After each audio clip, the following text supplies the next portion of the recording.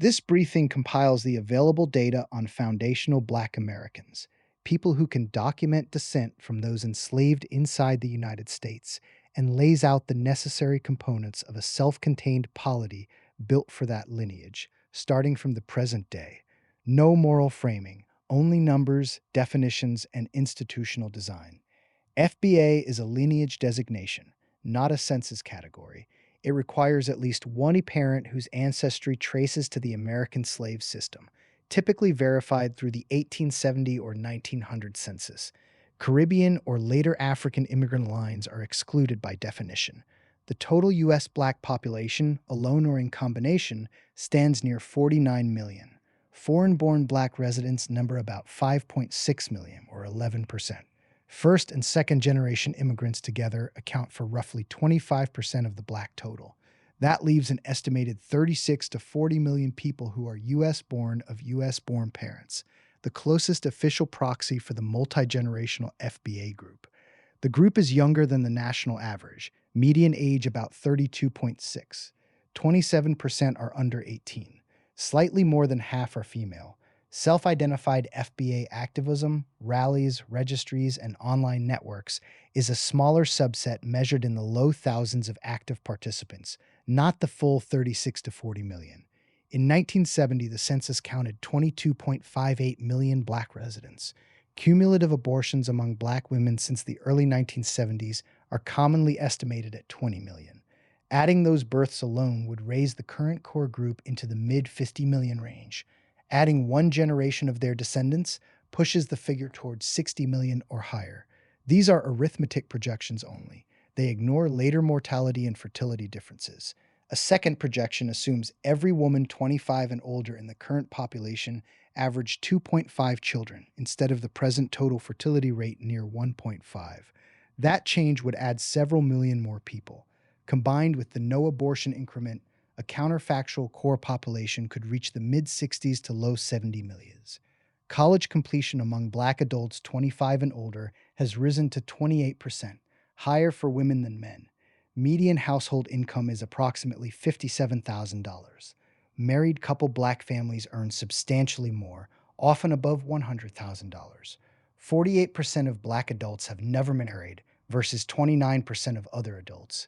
Non-marital birth rates remain high. Home ownership sits near 43%. Poverty is about 17%. Violent crime and incarceration are concentrated among a small fraction of young men in specific neighborhoods. Religiosity is high. 73% identify as Christian, with elevated rates of daily prayer and church attendance. Extended and fictive kin networks are common. These are the starting conditions in 2026. Assume a new state assembled from contiguous counties that already contain high concentrations of the lineage. Current non-qualifying residents receive buyouts on a fixed schedule. Remaining land is titled to the polity or to qualifying households. Membership is closed. Citizenship requires documented descent from persons listed as Black in the 1870 or 1900 census within the former slave states, or an equivalent genealogical standard. A public registry records births, documented descent, and expulsions. Half-lineage children of a qualifying parent inherit eligibility. Naturalization from outside the lineage is not available. The household is the basic unit. Marriage is a registered civil contract carrying tax, housing, and inheritance advantages. Unmarried childbearing receives no public subsidy. Households that maintain 2 or more children receive land preference and tax reduction. The state reviews fertility every decade and adjusts incentives to keep the population stable or slowly expanding. Criminal law is uniform. Violent crime, theft above a modest threshold, and fraud carry mandatory labor sentences. Repeat offenders lose civic privileges. Policing is local and focused on clearance rates. Citizens in good standing may own firearms after competency review. Property begins mixed. Some land held by the polity for roads and utilities, the rest granted to households and firms on long-term leases or fee-simple titles that vest after productive use. Inheritance stays inside the lineage. Taxes are a flat land levy plus a modest consumption tax. Majority ownership of licensed corporations must remain with citizens. Every able adult works. A skills registry and apprenticeships cover trades, agriculture, construction, and technical fields. After age 16, schooling splits into academic and vocational tracks. Both require demonstrated output. Prolonged idleness triggers assignment to public works crews. Children enter a common school at age 5. The curriculum is literacy, numeracy, lineage history, practical science, and physical training.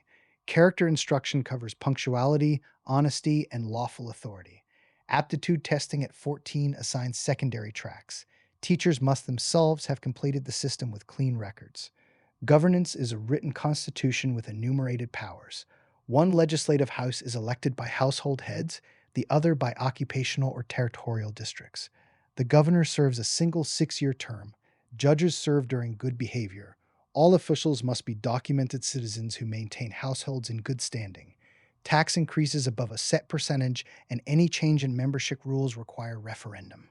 Towns are mixed use with workshops and green belts. Public buildings are simple and maintained by local labor.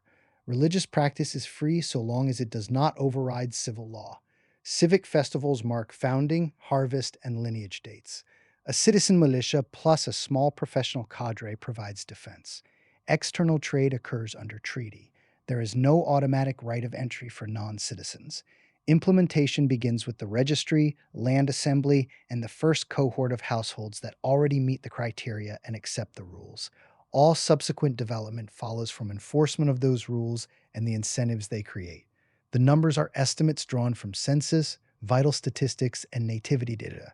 The institutional design is a closed, lineage-bounded system that can be scaled from a cluster of counties upward. Recording, title work, and the first registry can start with existing records and existing people. That is the facsimile.